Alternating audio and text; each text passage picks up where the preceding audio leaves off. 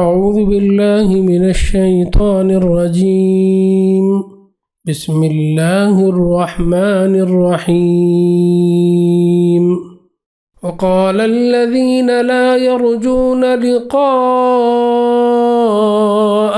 لولا أنزل علينا الملائكة أو نرى ربنا لقد استكبروا في أنفسهم وعتوا نحمدہ ونصلی علی رسولہ الکریم اما بعد۔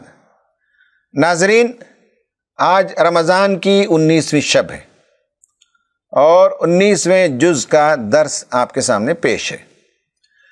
اس جز کی شروعات میں بتایا گیا کہ تکبر انسان کو برباد کر دیتا ہے۔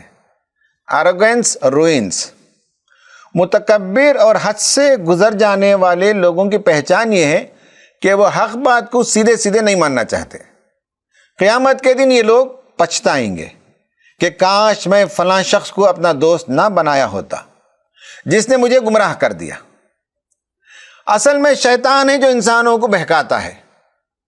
مجرموں نے ہمیشہ نبی کی دشمنی کی ہے۔ رب اس کی ہدایت اور مدد کے لیے کافی ہے۔ قرآن نے یہ بتایا۔ نبیوں نے قوموں کو بڑی دل سوزی سے پکارا۔ ان کی بات کی شہادت کے لیے سایہ، سورج، رات جبکہ وہ لباس بن جائے، اور آرام کی نیند، اور دن جب انسان دوبارہ اٹھتا ہے، تازگی پاتا ہے، ٹھنڈی ٹھنڈی چلنے والی ہوائیں اور آسمان سے برسنے والا پاک پانی جس سے مردہ سرزمین لہلہاتی ہوئی تیار ہو جاتی ہے۔ حق کو پہچاننے کے لیے یہ نشانیاں کافی ہیں، مگر کیا کریں کہ استکبار کرنے والے کفر ہی کا رویہ اختیار کرنا چاہتے ہیں۔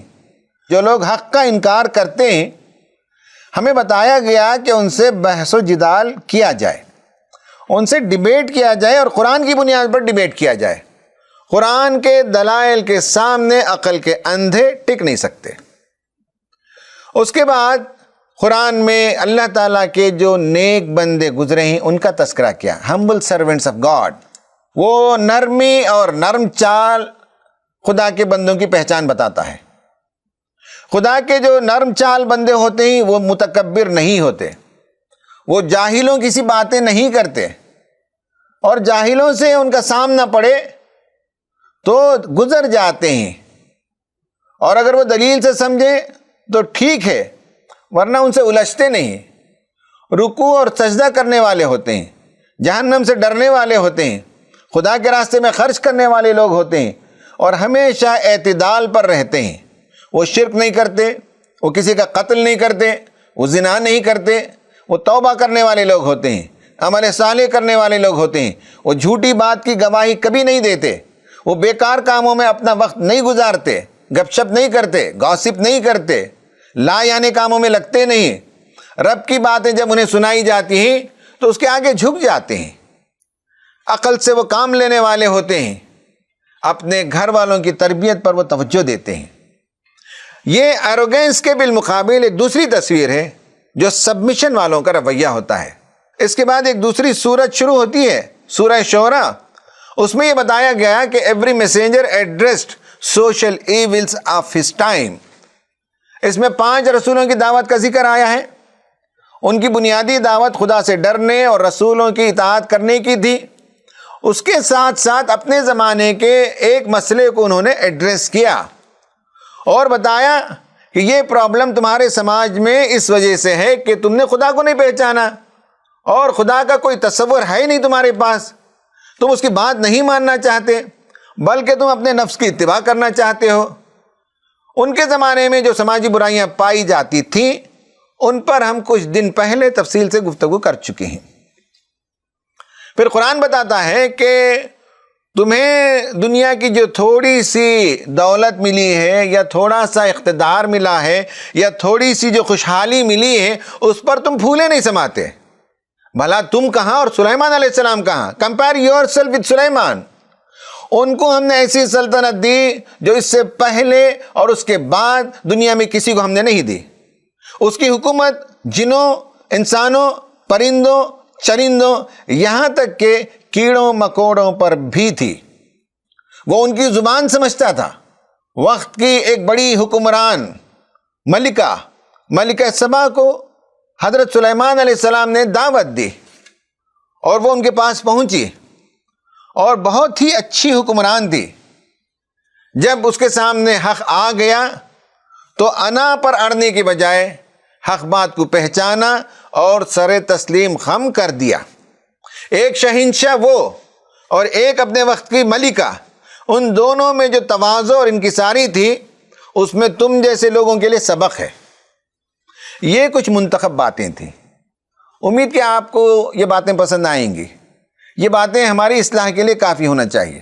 آئیے اب ہم ٹاپک آف دا ڈے پر بات کرتے ہیں، اور وہ ہے understanding the source of hate and provocations, یعنی نفرت اور اشتعالات کے ماخذ کو آج ہم سمجھیں گے۔ سورہ نمبر 26 آیت نمبر 16 سے 40 تک آیتوں کا ایک بڑا مجموعہ ہے۔ اس میں جو باتیں آئی ہیں اس پر ہم بات کریں گے، لیکن آپ کے سامنے 3 آیتوں کی تلاوت کریں گے۔ فَأْتِيَا فِرْعَوْنَ فَقُولَا إِنَّا رَسُولُ رَبِّ الْعَالَمِينَ أَنْ أَرْسِلْ مَعَنَا بَنِي إِسْرَائِيلَ قَالَ أَلَمْ نُرَبِّكَ فِينَا وَلِيدًا وَلَبِثْتَ فِينَا مِنْ عُمْرِكَ سِنِينَ وَفَعَلْتَ كَالَّتِي فَعَلْتَ وَأَنْتَ مِنَ الْكَافِرِينَ۔ حضرت موسیٰ علیہ السلام فرعون کے دربار میں گئے اللہ کے حکم پر۔ فرعون کے پاس جاؤ اور اس سے کہو کہ ہم کو رب العالمین نے اس لیے بھیجا ہے کہ تو بنی اسرائیل کو ہمارے ساتھ جانے دے۔ فرعون نے کہا، کیا ہم نے تجھ کو اپنے ہاں بچہ سا نہیں پالا تھا؟ تو نے اپنی عمر کے کئی سال ہمارے ہاں گزارے اور اس کے بعد کر گیا جو کچھ کر گیا۔ تو بڑا احسان فراموش آدمی ہے۔ ناظرین، دنیا کے مختلف ممالک میں اسلام کے خلاف آج ایک نفرت کا ماحول پیدا کیا گیا ہے، اور عوام کو وقفے سے اشتعال دلایا جاتا ہے۔ آج کے اس سیشن میں ہم یہ دیکھنے کی کوشش کریں گے کہ کیا واقعی مسلمان قابل نفرت ہیں؟ کیا مسلمان ذرا بھی تہذیب نہیں رکھتے؟ کیا مسلمان اس ملک کے لیے نفع بخش نہیں ہیں؟ کیا سابق میں بھی مسلمانوں نے اس ملک کی کوئی تعمیر نہیں کی، کوئی اچھا کردار نہیں ادا کیا؟ یہ مسلمانوں کے ناکارہ پن کی وجہ ہے۔ کیا خود مسلمان ہیں یا کوئی اور طبقہ ہے جن کے مفادات پر اسلامی تعلیمات کے ضرب لگنے کے نتیجے میں وہ عوام کو اسلام کے خلاف ذہن سازی کر رہے ہیں؟ اور یہ کیا زندگی میں پہلی بار ہو رہا ہے یا تاریخ میں ایسا ہمیشہ ہوتا رہا ہے؟ آئیے ہم جز نمبر 19 میں سورہ شعراء کی بعض آیتوں کے اندر جا کر ان سوالات کے جوابات تلاش کرتے ہیں۔ فرعون کا ذکر قرآن میں بار بار آیا ہے۔ وہ دنیا کا بدترین حکمران تھا، اور بدترین حکمران ہونے کی اعلیٰ ترین مثال ہے۔ اس کے کرائمز کیا تھے؟ Crimes against Allah and crimes against humanity. اس پر ہم تفصیل سے آپ کو بتائیں گے۔ وہ ہمارے لیے ایک نمونہ عبرت ہے۔ وہ اپنے وقت کا بڑا ظالم حکمران تھا۔ قرآن میں جگہ جگہ اس کے رویوں کی تفصیلات بتائی گئی ہیں۔ یہ اس لیے سنایا گیا کہ اس کی روشنی میں مسلمان اپنا رویہ اور اپنا ایجنڈا سیٹ کریں۔ فرعون اپنے مکمل اقتدار، ابسلیوٹ پاور کا تذکرہ کرتا ہے، کہتا ہے کہ میں مصر کا بادشاہ ہوں اور یہ نہریں میرے حکم سے بہتی ہیں۔ وہ حق کو فیس نہیں کر سکتا تھا، اس لیے موسیٰ کے خلاف اس نے نہ صرف نفرت پھیلائی بلکہ موسیٰ کو ان کی شاندار تہذیب اور ان کے ملک کے لیے یہ خطرہ ثابت کیا۔ جن کے پاس اقتدار اور دولت ہے وہ کیوں کمزور موسیٰ سے ڈرتے ہیں یا اس کی قوم سے ڈرتے ہیں جنہیں آلریڈی سیکنڈ کلاس سٹیزن بنا کر رکھ دیا گیا تھا؟ غور کرنے کی بات ہے۔ اس طرح کے ایٹیٹیوڈ کا سامنا موسیٰ علیہ السلام کو ہوا، اور موسیٰ علیہ السلام نے اس کی خیر خواہی کی۔ قرآن کی تعلیم و تربیت کا مقصد یہ ہے کہ ہمیں فرعون کے ٹیکٹکس سے واقفیت ہونی چاہیے، اس لیے کہ ہر زمانے کا فرعون ایک ہی ہوتا ہے۔ فرعون کے 2 سنگین جرم تھے، اس کا ہمیں ادراک ہو، اس کا ہمیں آئیڈیا ہو۔ نمبر ایک یہ ہے کہ وہ خدائی کا دعوے دار تھا. اس نے خود کہا انا ربکم الاعلی. اس کے دربار میں موسیٰ علیہ السلام اللہ تعالیٰ کا تعارف کرا رہے تھے تو وہ کسی بھی صورت میں سننے کے لیے تیار نہیں تھا، بلکہ بیچ بیچ میں تمسخر کر رہا تھا، اعتراضات کر رہا تھا. کہہ رہا تھا حامان سے، حامان ایک اونچی دیوار بناؤ، میں اس پر چڑھ کر دیکھوں گا کہ موسیٰ کا خدا کہاں بیٹھا ہوا ہے. یہ اس کا ایروگنس تھا. اس نے موسیٰ کو جھوٹا قرار دیا، اپنے آپ کو رب اعلیٰ قرار دیا. یہ اس کا پہلا جرم تھا. اس کا دوسرا جرم انسانیت کے خلاف تھا.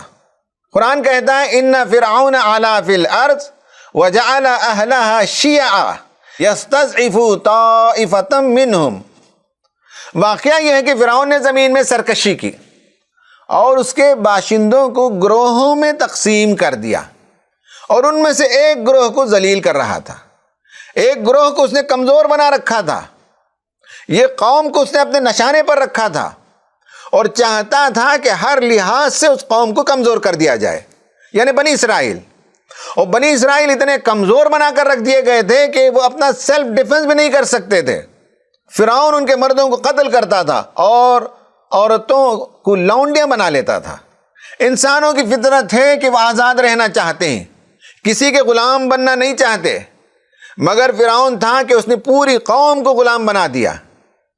سپاہی ان کے گھروں کے اندر گھستے، تباہی مچاتے، ان کے سامنے ان کے بچوں کا قتل کرتے تھے.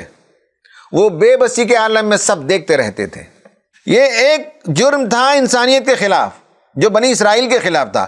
خود اپنی قوم کے خلاف بھی اس نے جرم کیا. اپنی قوم کا بھی وہ بھلا کرنے والا نہیں تھا. دوسری طرف اس نے اپنی قوم کو ہلکا کیا، ان کا استخفاف کیا، اور اس کی قوم تھی کہ اندھی تقلید کرتی چلی جا رہی تھی. قرآن کہتا ہے فَاسْتَخَفَّ قَوْمَهُ فَأَطَاعُوهُ إِنَّهُمْ كَانُوا قَوْمًا فَاسِقِينَ. اس نے اپنی قوم کو ہلکا سمجھا اور انہوں نے اس کی اطاعت کی. در حقیقت وہ تھے ہی فاسق لوگ. استخفاف کرنے کا مطلب کیا ہے؟ To make people weak. ہر زمانے کا فرعون ایک کمیونٹی کو بھی ٹارگٹ پر رکھتا تھا اور خود اپنی قوم کو بھی ویک بنا کے رکھتا تھا، جاہل بنا کے رکھتا تھا، ان ایمپلائڈ بنا کے رکھتا تھا، جذباتی بنا کے رکھتا تھا. یہ دوسرا کام کیا کہ خود اس نے یہ کام کیا، بنی اسرائیل کو کمزور کیا اور خود اپنی قوم کو بے وقوف بنایا. اصل میں قرآن نفسیات کو بتاتا ہے کہ ظالم حکمرانوں کا ایک کام یہ ہوتا ہے کہ وہ پرسپشن کریٹ کرتے ہیں. کمزوریوں کو یاد دلانا نفسیاتی شکست دینے کا طریقہ ہوتا ہے، اور جو خود اندر سے کمزور ہوتے ہیں وہ دوسروں کو کمزور بتاتے ہیں. فرعون واز اے فیئرفل پرسن. جب موسیٰ علیہ السلام اس کے دربار میں گئے تو ان کی غلطیاں ان کو یاد دلا رہا تھا. کہتا تھا کہ تم اپنی غلطیوں کو یاد کرو، تم اس ملک کے لیے خطرہ ہو.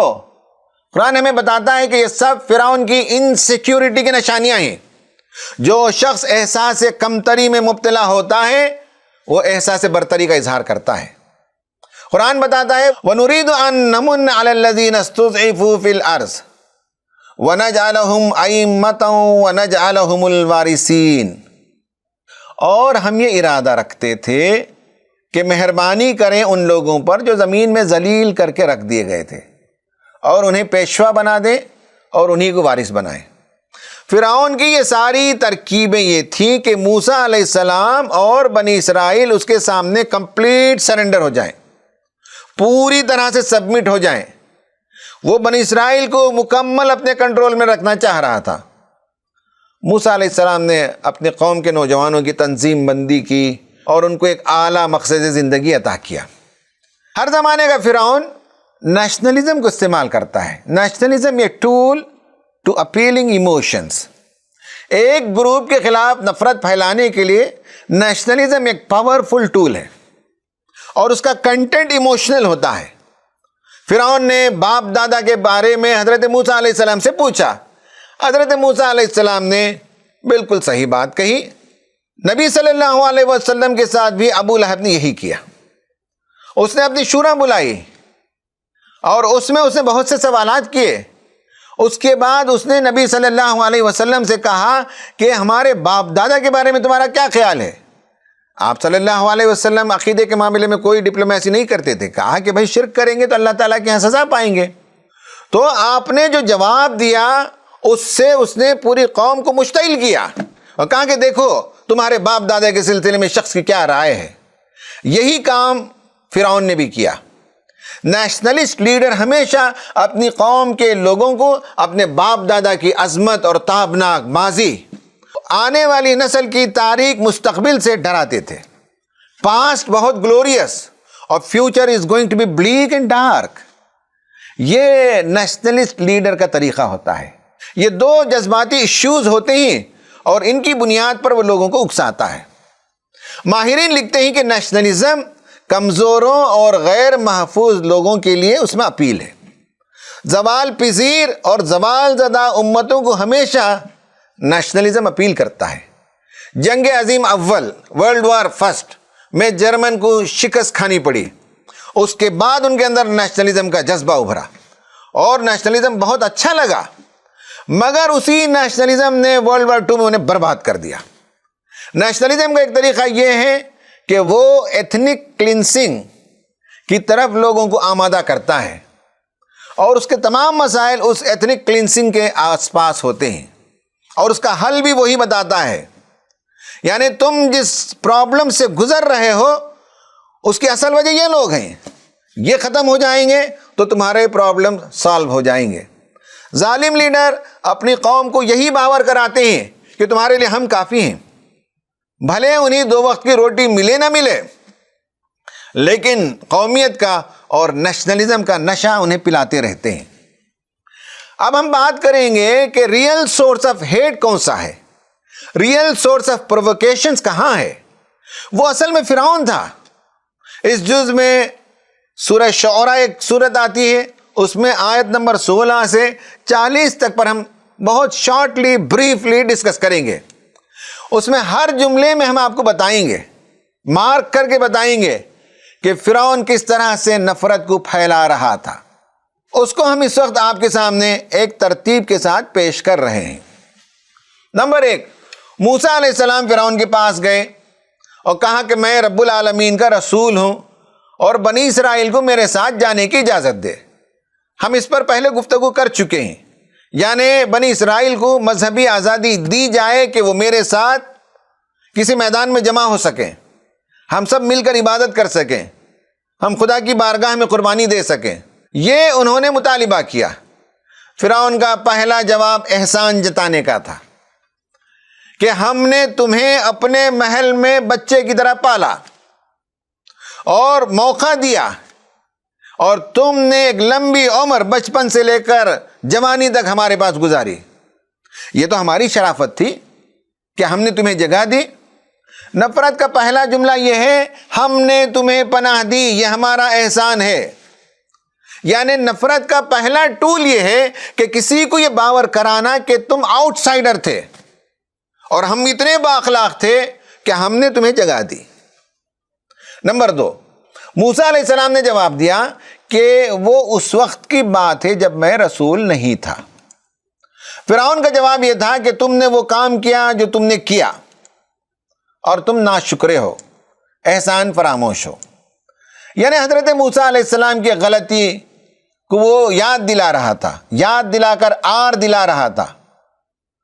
وہ کہتا ہے کہ تمہیں تو شکر گزار ہونا چاہیے تھا مگر تم ناشکرے ہو. یہ نفرت کا دوسرا جملہ ہے. موسیٰ علیہ السلام نے اس نفرت کے جملے کا جواب دیا کہ تم نے مجھے اپنے محل میں پالا، ٹھیک ہے، لیکن کیا اس کی قیمت میری پوری قوم کو تم غلام بنا کر لوگے؟ اب نمبر 3 دیکھیے سورس نفرت کا. موسیٰ علیہ السلام نے آسمان و زمین کے رب کا تعارف کرایا. فرعون کا نفرت بھرا جملہ یہ تھا، اجی لوگوں سنتے ہو، رب تو میں ہوں اور یہ کسی اور کو رب قرار دے رہا ہے. یہ نفرت کا تیسرا جملہ تھا جو اس نے اپنے درباریوں سے کہا تھا کہ تم سنتے ہو یہ کیسی بہکی بہکی باتیں کر رہا ہے. طنز کرنا، لیٹ ڈاؤن کرنا، ذلیل کرنا، یہ طریقہ ہوتا ہے فرعونوں کا. نمبر 4، حضرت موسیٰ علیہ السلام پھر اپنے رب کا تعارف کراتے ہیں. برابر اپنے موضوع پر جمے رہتے ہیں اور ذرا برابر پرووکیشن سے متاثر نہیں ہوتے. پرووکیشن سے متاثر ہوئے بغیر اور ریاکشن دیے بغیر اپنی بات کیے چلے جا رہے ہیں. یہی ہمارا طریقہ ہونا چاہیے. انہوں نے کہا میرا رب تو وہ ہے جو تمہارا اور تمہارے باپ دادا کا پالن ہار ہے. فرعون کا نفرت بھرا چوتھا جملہ سنیے. وہ کیا کہتا ہے؟ وہ کہتا ہے کہ جو شخص تمہاری طرف رسول بنا کر بھیجا گیا ہے، اپنی قوم کو ایڈریس کر کے کہتا ہے جو شخص تمہاری طرف رسول بنا کر بھیجا گیا ہے وہ تو پاگل ہے. یہ کوئی طریقہ ہوتا ہے گفتگو کرنے کا؟ اس کا دماغ صحیح نہیں ہے. یہ ہے نفسیاتی طور پر لیٹ ڈاؤن کرنے کا طریقہ، اور یہ بہت کارگر ہتھیار ہوتا ہے. مگر حضرت موسیٰ علیہ السلام ان سب چیزوں سے متاثر نہیں ہوئے. نمبر 5، حضرت موسیٰ علیہ السلام پھر اپنی دعوت کا تعارف کراتے ہیں.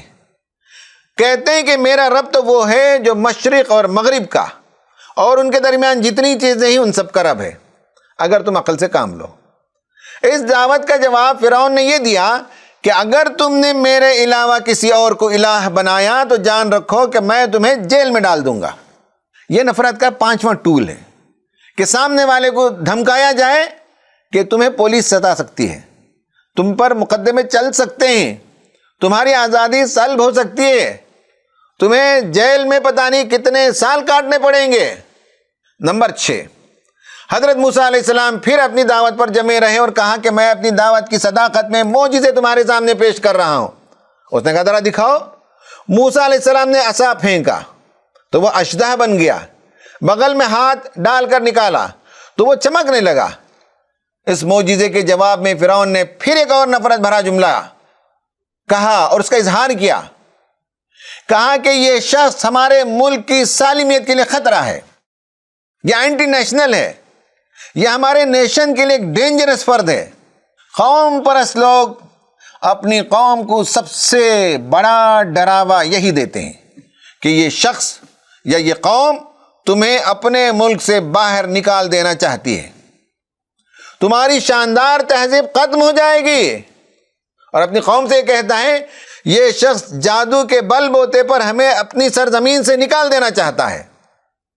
عوام کے اندر اشتعال پیدا کرنے کے لیے اس نے یہ بات کہی، ورنہ اسے بھی معلوم ہے، آپ کو بھی معلوم ہے، ہمیں بھی معلوم ہے کہ دنیا میں جادو کے ذریعے سے کبھی بھی حکومتیں بدلی نہیں گئی.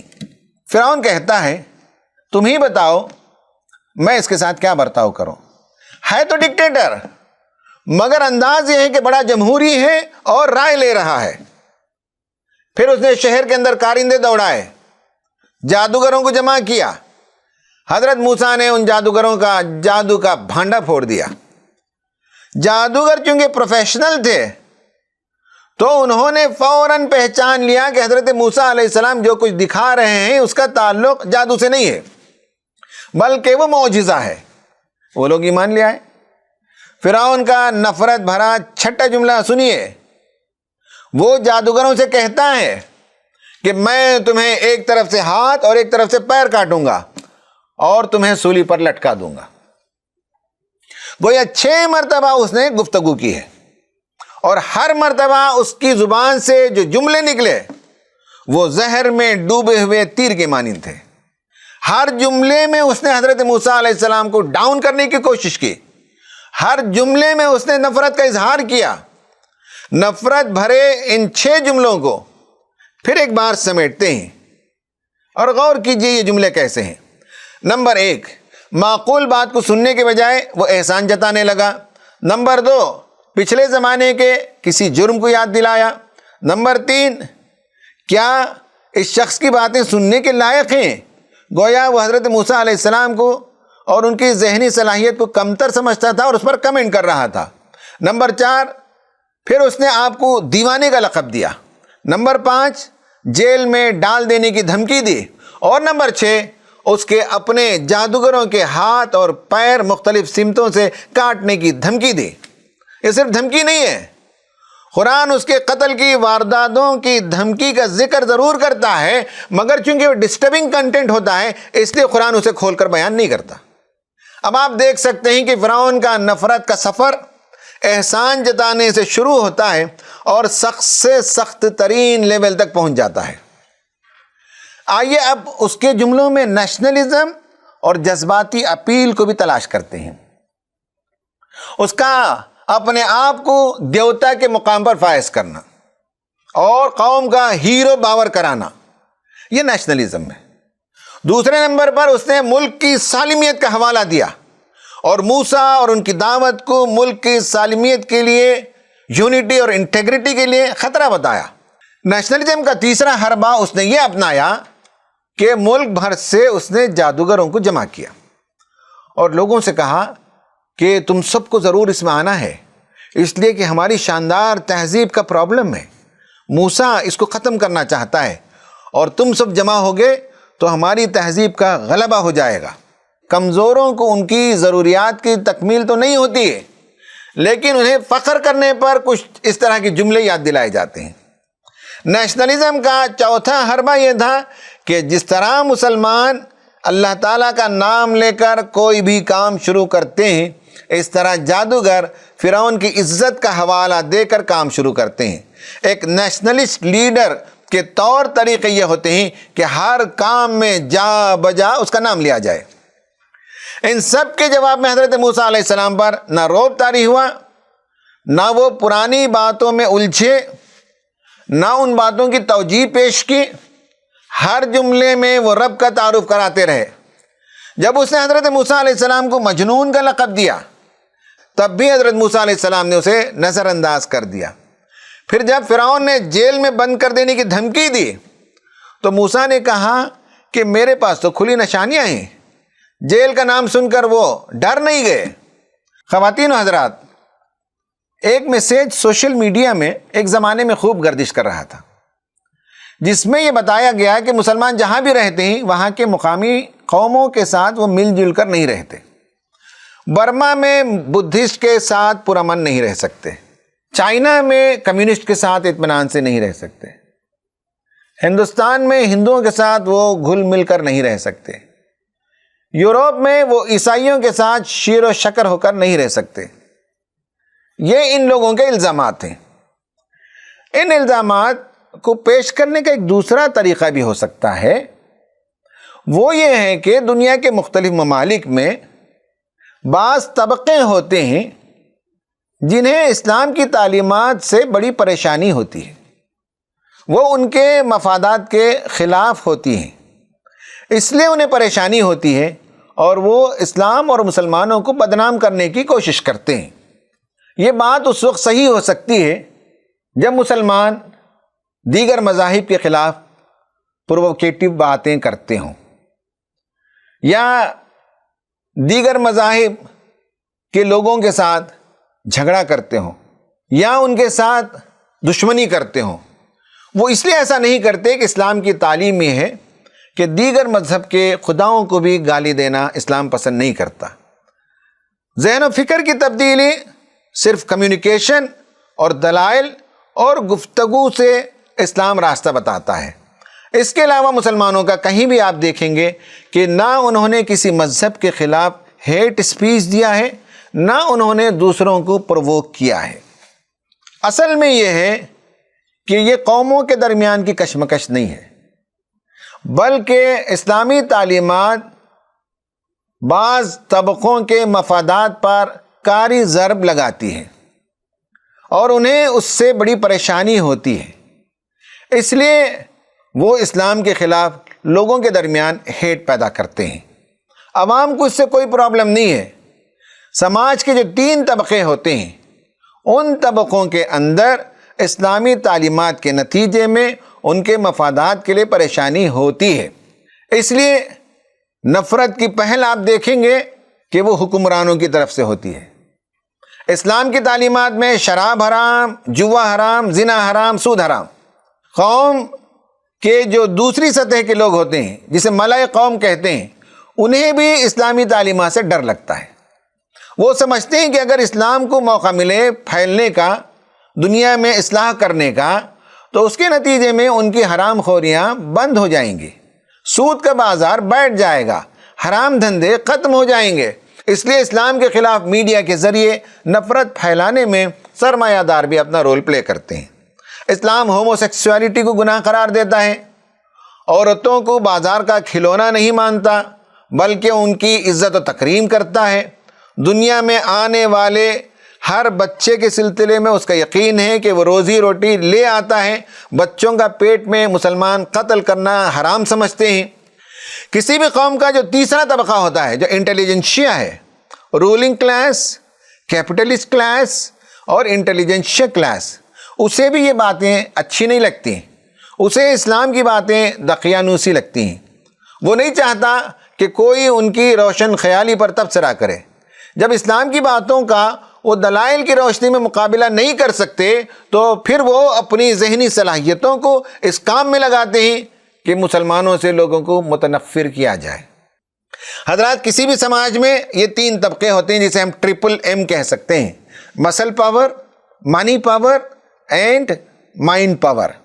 یا ان تین طبقوں کو علامتی طور پر ہم سمجھنا چاہیں اس جز کے حوالے سے تو ہمیں کہہ سکتے ہیں کہ اسلام کی باتیں ہمیشہ فرعون، قارون اور حامان کو پسند نہیں آتی، اس لیے وہ اسلام کے خلاف نفرت کا ٹول استعمال کرتے ہیں اور اپنی قوم کو جذباتی طور پر مشتعل کرنے کی کوشش کرتے ہیں۔ مسلمان دنیا میں جہاں بھی رہیں پرسکون رہ سکتے ہیں اگر وہ برائیوں کے خلاف آواز نہ اٹھائیں، وہ عدل و انصاف کا مطالبہ نہ کریں، وہ ظلم کے خلاف سیسا پلائی ہوئی دیوار بن کر کھڑے نہ ہو جائیں، وہ سودی نظام کے خلاف بولنا بند کر دیں، وہ عورتوں کی عزت و تکریم پر لیکچر دینا چھوڑ دیں، وہ عورتوں کو باہر لے جا کر مہذب لباس پہنا کر فیشن انڈسٹری کا نقصان کرنا چھوڑ دیں، وہ مسلمانوں کو سود سے باز رکھنے یا سود پر لین دین کرنے والوں کے ضمیر پر ضرب لگانا چھوڑ دیں، وہ شراب کے خلاف مہم چلا کر الکوہل لابی کو غصہ نہ دلائیں، وہ جوا کے خلاف ذہن سازی نہ کریں اس لیے کہ کیسینو اس کو بھاری نقصان پڑتا ہے۔ یہ تین بڑے طبقوں کے مفادات تو اسلامی تعلیمات سے متاثر ہوتے ہیں، البتہ اگر عوام سمجھنے لگیں تو اسلام کی دعوت اور اسلام کی باتیں اور اسلام کا موقف حقیقی معنوں میں وہ اسلام کا نہیں بلکہ ان کے ضمیر کی آواز ہے اور ان کے اپنے مذہب کی آواز ہے، اور ان کا اپنا مذہب بھی، جس مذہب کو بھی وہ مانتے ہوں، ان ساری برائیوں کو وہ برا مانتے ہیں اور ان تمام نیکیوں کو جو اسلام پیش کرتا ہے وہ نیکیاں ان کی نیکیاں ہیں، وہ نیکیاں ان کے مذہب کی بھی تعلیمات ہیں۔